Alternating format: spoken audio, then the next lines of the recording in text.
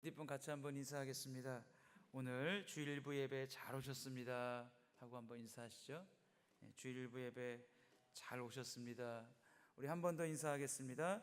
주 안에서 사랑하고 축복합니다 하고 한번 인사하시죠. 네, 우리 예배 순서가 조금 바뀌었는데 당황하지 마시고 바뀐 순서대로 여러분들이 잘 따라오시면 됩니다. 오늘 에베소서 1장 15절에서 16절 말씀을 통해서 굳건한 믿음과 성도를 향한 사랑이라는 제목으로 은혜를 나누기를 원합니다. 바울은 에베소 교회 성도들에 대한 소식을 들었습니다. 그 들은 내용이 15절 또 16절인데 그것은 두 가지였습니다. 하나는 주 예수 안에 있는 에베소 성도들에 대한 믿음입니다. 믿음에 대한 소식을 바울이 들었고, 또 하나는 에베소 교회 성도들이 모든 성도를 향한 그들의 사랑을 펼쳐내고 있다라는 소식을 들었습니다. 그리고 이 두 가지 소식은 바울로 하여금 하나님께 감사의 기도를 드릴 수 있도록 이렇게 이끌었다라고 하는 것입니다. 우리가 이 1장 15절 16절 말씀을 보면서 이 소식을 들었을 때 바울은 기도할 때에 이 사실을 기억하면서 하나님께 감사하기를 그치지 내가 않는다. 이게 바울의 입장에서는 너무나 감사하고 너무나 바울의 그 사역에 보람을 주었던 것입니다. 여러분, 그렇습니다. 목회자들의 입장에서 성도들을 보면서 진심으로 보람을 느낄 때가 있고 감동을 느낄 때가 있습니다. 그것은 무엇이냐면 성도들이 지금 어려운 환경에 처해 있는데, 많은 고난 가운데 처해 있는데 그 속에서도 하나님을 향한 믿음이 흔들리지 않는 것입니다. 그 흔들리지 않는 믿음을 볼 때 목회자들은 그 마음이 참 기쁜 것입니다. 많은 사람들이 얘기할 때는 이 정도의 고난이면 저 사람이 교회를 안 나와도 참 뭐라고 할 사람이 없겠다 라는 그런 많은 고난임에도 불구하고 의연한 모습으로 여전히 주님을 예배하고 주 예수 안에 있는 굳건한 믿음을 가지고 서 있는 것입니다. 그런 모습을 볼 때 목회자들은 참 마음이 기쁘다고 하는 거죠. 그렇게 기쁜 이유는 무엇이냐면 그런 상황 가운데서도 그 신자가 그렇게 하나님을 예배하고 있다는 것은 그 신자가 그렇게 예배하는 것 자체가 그가 참 믿음을 갖고 있다는 것을 보여주는 것이기 때문입니다. 믿음이라고 하는 것은 고난이 없을 때 평안할 때도 중요하겠지만 더 중요한 것은 그 반대, 고난이 있을 때입니다. 고난과 어려움이 있을 때 그 사람의 반응을 보면, 그 사람의 삶의 모습을 보면, 하나님을 향한 예배를 보면 그 사람의 믿음이 진짜인지 안 진짜인지가 나타나기 때문입니다. 우리는 그것을 믿음의 시금석이라고도 얘기합니다. 시금석이라고 하는 것은 어떤 사람의 역량을 판단할 만한 기준, 이렇게 되어 있습니다. 사전적인 정의가 그렇게 되어 있어요. 어떤 사람의 역량을 판단할 만한 기준, 이렇게 되어 있습니다. 다른 말로 하면 믿음의 시금석이라고 하는 것은 한 신자의 믿음의 역량을 판단할 만한 기준이다, 이런 뜻이죠. 근데 그 기준이 뭐냐면 바로 고난입니다. 그 신자가 고난받을 때 그 사람의, 그 신자의 신앙적 반응을 보면 어떤 신자인지가 나타나는 것입니다. 여러분, 고난이야말로 우리의 신앙이 진짜인지, 고난이야말로 우리의 신앙이 가짜인지를 드러내는 시금석이라고 말씀드릴 수가 있습니다. 미국의 마크 에터벨이라고 하는 목사님이 목회하는 교회에서 그런 일이 있었습니다. 암에 걸린 그 여성분이었는데, 이 암에 걸린 여성분이 목사님께 그랬습니다. 목사님, 제가 암에 걸렸지만 끝까지 제가 주일날 예배를 나오겠습니다. 근데 이제 시간이 진행하면 항암 치료를 받잖아요. 그 증세가 더 깊어지잖아요. 머리도 빠지고 팔도 다리도 붓고 이렇게 손톱이나 발톱도 막 두꺼워진단 말이에요. 그러면서 이제 몸에 힘을 잃어가는 그런데 어느 날은 목사님이 생각했습니다. 오늘 그 여자 신자가 오늘만큼 못 올 거야. 소식을 들어보니까 병세가 너무 깊어진 거예요. 예배가 시작하고 찬양을 부를 때 뒷문이 열리더니 그 신자가 링게를 꽂고 온 겁니다. 맨 뒤에 앉았어요. 찬양팀이 찬양을 하는데 손을 들고 찬양합니다. 그 여자 신자도 그 아픔 가운데 손을 들고 찬양해요. 근데 보이는 거예요. 뭐가 보이냐면 힘들어서 그 여자 신자가 손이 떨리는 게 보이는 거예요. 그럼에도 불구하고 손을 들고 찬양합니다. 예배를 끝까지 드리고 찬양 가운데 눈물을 흘리고 앉아있는 것 자체가 힘들 텐데 끝까지 예배를 드립니다. 마크 에트베리 목사님이 이렇게 얘기했습니다. 오늘 여러분들에게 설교한 것은 저뿐만이 아닙니다. 오늘 설교한 사람은 저와 저 뒤에 계신 저 깊은 암에 걸리시고 이제 자신의 생애가 얼마 남지 않은 저 여자 신도분도 설교했습니다. 그리고 저의 설교와 저 여자 신도분이 한 설교 중에 하나님이 받으시고 여러분들에게 더 큰 영향력을 준 설교는 저의 설교가 아닙니다. 저 여자분의 설교입니다. 이렇게 얘기했어요. 그것 자체가 설교라는 거예요. 그 삶 자체가 우리를 향한 영향력이라고 하는 것입니다. 여러분, 사도 바울은 알고 있습니다. 에베소 교회 성도의 삶이 굉장히 어렵습니다. 초대교회 이 서신서들에 나와 있는 모든 교회들은요, 이게 믿음 생활을 아주 할 만한 교회들이 다 아닙니다. 굉장히 어려움이 있고 로마라는 나라의 핍박이 있고 고난이 있습니다. 이교도들의 우상이 득실거리는 그곳에서 하나님을 믿는다는 것은, 유일신을 믿는다는 것은 참으로 어려운 것이었습니다. 그럼에도 불구하고 이 에베소 교회 성도들, 이 고난 가운데 이 성도들이 예수 안에 있는 믿음으로 그 고난을 이겨내고 있다는 것입니다. 예수 안에 있는 그 신앙으로, 천국 소망으로 이 고난 가운데서 믿음의 굳건한 삶을 살아가고 있다는 것입니다. 이것 자체가 바울이 너무 기쁜 거였죠. 바울이 너무 기쁜 이유는 그 고난 가운데 그렇게 살아가는 신자는 그 삶 자체가 무엇이냐면 자기가 하나님의 사람이라는 뜻입니다. 자기가 하나님의 사람이라는 증거가 되는 것입니다. 여러분, 하나님께서 여러분들에게 제일 바라는 게 무엇일까요? 여러분, 하나님이 여러분들에게 제일 원하시는 것은요, 여러분들이 하나님에서 큰 일을 하는 게 원하는 게 아니라 여러분의 매일의 삶이 하나님의 사람으로 사는 겁니다. 하나님의 사람으로 서 있는 겁니다. 하나님의 사람이 되는 것입니다. 우리의 신앙이라고 하는 것은 주님 앞에 갈 때까지 우리의 인생 여정 가운데 하나님의 사람이 되어가는 과정입니다. 여러분, 이 부분에서 실패하면 안 됩니다. 열매를 맺어가는 과정이라 이거예요. 이것이 바울에게 있어서 에베소 교회 성도들을 보면서 큰 감동과 기쁨을 느꼈던 바울의 목회의 보람이었습니다. 그리고 또 하나 바울을 기쁘게 한 것이 있는데 그것은 무엇이냐면 에베소 교회 성도들이 다른 성도를 향한 그들의 사랑의 실천을 바울이 보았던 것입니다. 사도 바울은 말하기를, 오늘 본문에서도 말하기를 15절에 이로 말미암아 주 예수 안에서 너희 믿음과, 그 믿음에 대해서 감동했죠. 또 하나는 모든 성도를 향한 사랑을 나도 듣고, 모든 성도를 향한 사랑을 내가 들었다. 여러분, 자신이 사역하는 교회에서 이런 이야기를 듣는 목사님은 참 행복할 것입니다.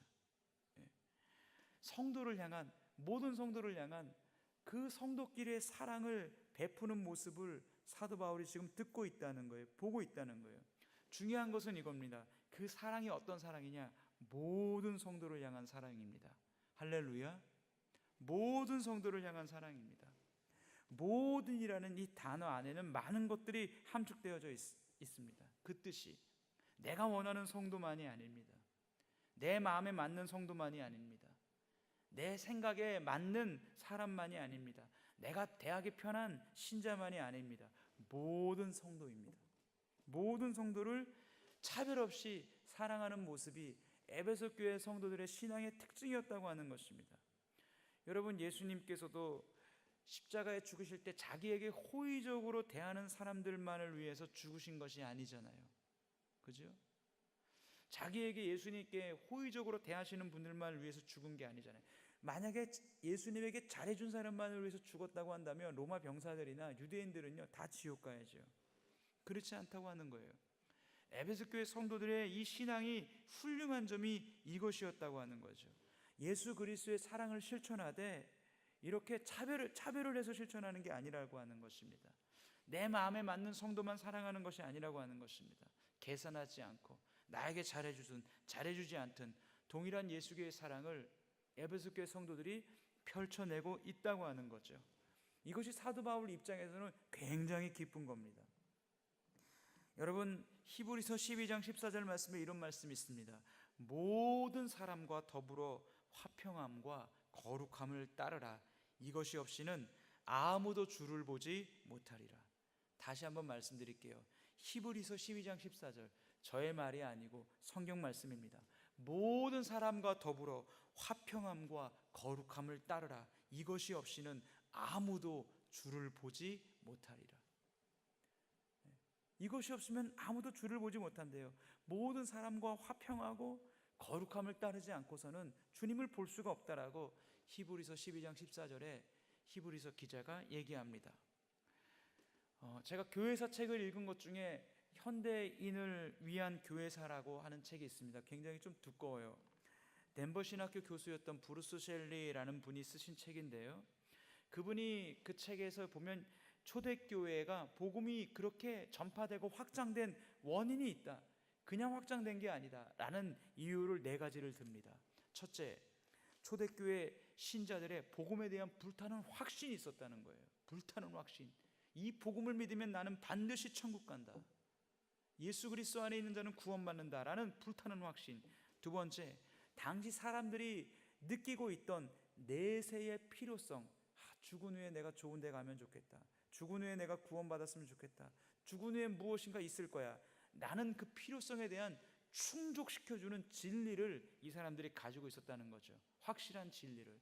예수 안에서 죽는다면 당신은 반드시 천국 갑니다. 이게 내세를 바라고 있던 사람들에게 충족이 됐다 이거예요. 세 번째, 박해 가운데서도 그들이 죽는데 그들의 죽음의 의연한 모습. 로마 원형 경기장 같은 데서 사자에 무려 뜯겨 죽는데도 불구하고 찬송을 부르면서 천국을 바라보면서 의연하게 담대하게 죽는 그 모습을 보면서 사람들은 충격을 받고 복음 안으로 들어왔다는 거예요. 네 번째는 이것입니다. 성도들의 구체적인 사랑. 다른 이를 향한 성도들의 구체적인 사랑. 이 성도들의 구체적인 사랑에 대해서 당시의 기독교를 싫어하는 이교도들조차도 이렇게 성도들을 보면서 이야기했다고 합니다. 기독교인들은 가난한 자들, 과부들, 고아들을 돌본다. 그들은 또한 감옥에 있는 자들을 돌본다. 그들은 유배당한 사람들을 돌보고 광산에 가서 노역자들을 찾아가 돌본다. 그들은 전쟁과 지진 속에서도 오히려 구제의 행위를 멈추지 않는다. 이것은 그 당시에 기독교를 싫어했던 이교도가 직접 한 말입니다. 교회를 핍박했던 로마의 황제 줄리안 황제라고 하는 사람은 기독교를 파괴하면서 로마의 고대 종교를 복원시키려고 했습니다. 기독교를 파괴하고 핍박했던 이 줄리안 황제까지도 기독교를 보면서 자신들의 로마 사람들에게 한탄하면서 기독교를 이렇게 평가했습니다. 기독교인들은 특히 나그네들에게 사랑과 자비를 베풀므로써 그 세력을 확장시켜 왔다. 또한 그들은 죽은 자들까지도 정성스럽게 매장한다. 그리고 갈릴리 신자들은 자기들의 빈자들뿐 가난한 사람들뿐만 아니라 도리어 우리의 빈민자들까지도 돌보는 징역이다. 그런데 우리에게 속한 가난한 자들, 로마 사람들이겠죠.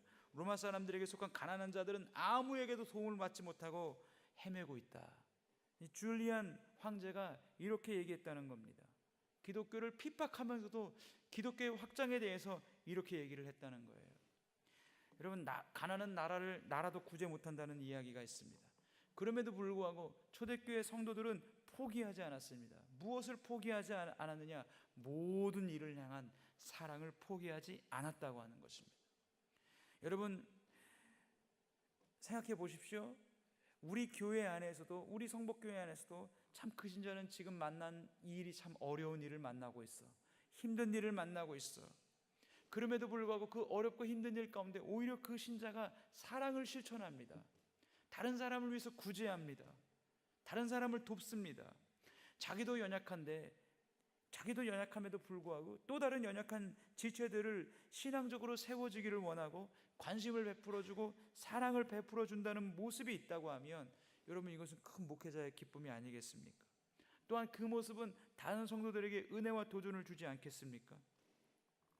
에베소 교회 성도들의 신앙과 믿음에 대해서 이런 이야기들이 바울의 귀에 들릴 때에 바울은 너무나 큰 기쁨을, 여러분, 목회의 보람을 느꼈던 것입니다. 여러분, 그렇습니다. 교육자들은 그렇습니다. 목회자들은 그렇습니다. 성도들이 작은 집에서 큰 집으로 이사가면 목회자들은 참 기쁩니다. 교육자는 참 기뻐요. 그게 내일인 양 기뻐요. 목회자의 성도들의 자녀가 좋은 대학 들어가면 기쁩니다. 취직의 문제로 고민하다가 좋은 직장에 들어가면 마음이 참 기쁩니다. 사역자들은 그래요. 또 목회자는 성도들의 신앙이, 성도들이 경영하는 사업이 그냥 제자리 걸음만 하지 않고 그 사업이 성장하고 확장되고, 직장 생활했던 사람이 사업을 개업을 했는데 그 사업이 잘 되면 여러분, 목회자들이 얼마나 기쁩니까? 참 기뻐요. 그런데 그것보다 목회자의 마음을 더 기쁘게 하는 것이 있습니다. 그게 무엇인지 아세요? 그래서 한 성도가, 한 신자가 참 어려움을 당했습니다. 고난이 있습니다. 고통이 있습니다. 매일의 삶이 눈물 나는 현실입니다. 그럼에도 불구하고 그가 여전히 예수 그리스도를 믿는 그 신앙으로 서 있는 것입니다. 할렐루야. 이게 얼마나 큰 기쁨이고 얼마나 큰 감동인지 몰라요. 돌아가신 오카노 목사님이 그런 이 설교하는 내용 중에서, 그분이 쓴 그 글 중에서 그런 글을 읽어본 적이 있습니다. 강남의 교회를 개척하셨죠. 오카노 목사님이 그렇게 얘기했어요. 나는 목회에 실패한 사람입니다. 그렇게 얘기하니까 다른 목사님들이 의아해하잖아요. 그렇게 성도가 많은데 무슨 목사님이 목회를 실패하셨냐고. 그 목사님이 그렇게 얘기했어요. 우리 교회는 가난한 사람이 없습니다. 그 말은 다른 말로 하면 무슨 말이냐면, 가난한 사람이 그 교회 갔다가 버티지를 못한다는 거예요. 근데 어느 날 자기 교회에 한 여자분이 왔는데 이제 여자분이 와서 신앙생활을 하니까 신방을 가게 됐대요. 신방을 가서 보니까 집이 좋아요. 근데 들어가 보니까 그 집이 그 여자 신자의 집이 아니고 그 여자분이 거기서 식모를 사는 거예요. 근데 이제 사람이 없으니까 거기서 이제 신방을 받은 거예요. 그럼 자기 얘기를 쭉 하더래요. 자기가 고아였고 부모도 잃어버렸고 어렵게 살았고, 그래서 남자들에게 시달렸고 그렇게 살다가 남편을 만났는데 남편도 알코올에다가 자기를 너무나 학대했고 너무나 많은 고통의 시절을 보내고, 이제는 그 남자도 떠나고 자기 인생이 이제 이렇게 식모를 산다는 거예요. 예배를 드리고 왔어요. 생각했죠. 야, 이 여자가 우리 교회에서 얼마나 많이 버틸 수 있을까. 이 여자가 신앙생활을 하면서 그 교회, 사랑의 교회에 정착하면서 믿음의 신생활을 하는데 얼마나 신앙생활을 잘하는지, 그리고 은혜를 받고 자기의 자아 정체성을 회복하면서 믿음 안에서 그 믿음의 길을 식모인데도 당당하게 걸어가는 거예요. 여성계의 회장을 하고 목장의 리더를 하면서, 여성계의 회원들이 다 누구냐? 정부 요직의 장관 부인들이에요. 기업의 부인들이에요. 그 쟁쟁한 여자들 사이에서 식모인 이 여자가 여성계의 회장을 합니다. 얼마나, 여러분, 세상적인 시각으로 볼 때는 얼마나 맞지 않고 우습게 볼 일이에요. 당당하게 여성교회를 이끌어가는 거예요. 당당하게 목장의 리더로 사역하는 거예요. 그리고 그 모습이 오카노 목사님에게는 큰 감동, 자기 목회의 제일 큰 보람이었다고 하는 것을 들었습니다. 마지막 그분이 돌아가실 때에도 오카노 목사님의 품에 안겨서 돌아가시는, 그래서 그 오카노 목사님이 자기 목회의 가장 큰 보람이 바로 그 일이었다라는 그 글을 읽어본 적이 있습니다. 여러분, 그 고난 가운데서도, 그 어려움 가운데서도, 어려움에 매몰되어서 맨날 목사님께 와서 목사님 어떻게 해요? 기도해 주세요. 기도해 주시라고는 얘기하는데 그 고난 때문에 주일도 빠지고 예배도 빠지고 신앙생활도 등한시하면 그 신자가 그런 어려움 당하는 건 안타깝지만, 그 예배에 빠지는 모습을 보면서 그 마음 또한 목회자들은 불편하고 너무나 안타까운 거예요. 여기서 더 승리해야 되는데, 여기서 더 일어나야 되는데. 그런데 그런 고난과 어려움과 아픔이 있는데도 불구하고 그 속에서도 하나님을 끝까지 붙잡는 신자가 있다니까요. 그 속에서 하나님께 더욱 봉사하는 신자가 있다니까요. 저는 그런 분 봤어요. 시아버지가, 제가 사역했던 교회에서 시아버지가 얼마나 핍박하는지 모릅니다. 막 쌍욕을 하면서 교회 못 가게 하고, 남편도 같이 덩달아서 막 교회 못 가게 합니다. 그 유치원에서 일을 했는데 나중에는요, 그분이 유치원에서 일하면서 이제 목양실이나 당회장 목사님실 청소도 다 하고 교회 청소도 다 합니다. 여자 오는데 말랐는데 어느 날 교회 왔는데 눈이 시퍼래요. 남편한테 맞아가지고 눈이 시퍼래요.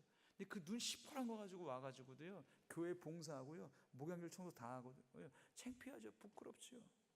믿음으로 그냥 그 길을 걸어가는 거예요. 할렐루야. 나중에 그 남편이 회개하고요, 교회 차량 기사 봉사 운전했고요, 부부가 나중에 피자집 오픈해가지고요, 지금 부산에서 신앙생활하면서 잘 살고 있습니다. 할렐루야. 여러분, 그런 신자를 보면요, 얼마나 목회자가 기쁜지 몰라요. 에베소 교회 성도들의 신앙이 바로 그 자리에 이르렀다고 하는 것입니다. 성도는요, 그런 신자를 보면 목회자는 그를 위해서 기도 안 해줄 수가 없습니다. 기꺼이 그를 위해서 기도해주고 같이 안타까워해주고, 여러분, 그게 얼마나 목회의 보람인지 모릅니다. 오늘 이 아침에 이 말씀을 듣는 성도 여러분, 주님이, 바울 사도가 에베소 교회 성도들에게 말합니다. 이로 말미암아 주 예수 안에서 너희 믿음과 모든 성도를 향한 사랑을 나도 듣고. 바울이 들었죠. 그러니까 어떤 일이 벌어집니까? 기도가 절로 나오는 거예요. 내가 기도할 때 기억하며 너희로 말미암아 감사하기를 그치지 아니하고.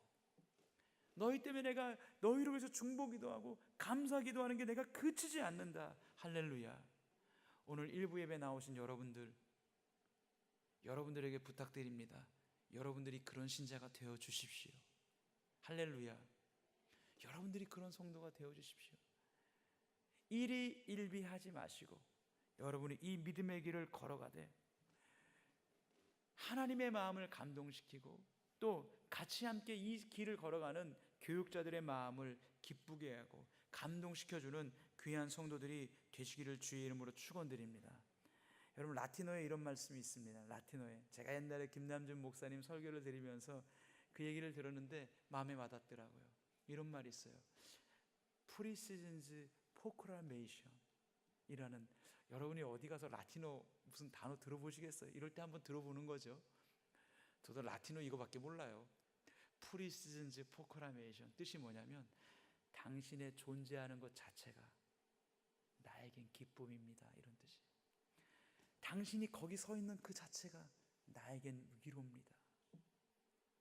그런 신자들이 있는 곳은요, 그런 신자가 신앙생활을 하는 것 자체가 다른 성도들에게 위로가 된다니까요. 그 어려움 가운데도, 그 고통 가운데도 그렇게 이겨내며 믿음 안에서 수고하며 예배하며 섬기는 그 신자가 서 있는, 그렇게 하는 모습 자체가 다른 신자들에게 위로가 돼요. 도전이 돼요. 은혜가 돼요. 격려가 돼요. 기쁨이 돼요. 여러분이 그런 신자가 되어 주십시오. 할렐루야. 하나님이 영광 받으시고 목회자를 감동하며 하나님 반드시 여러분들을 축복해 주실 것입니다. 기도하겠습니다. 하나님 아버지, 감사합니다. 이 아침에 우리를 불러주시고 인도해 주시니 감사합니다.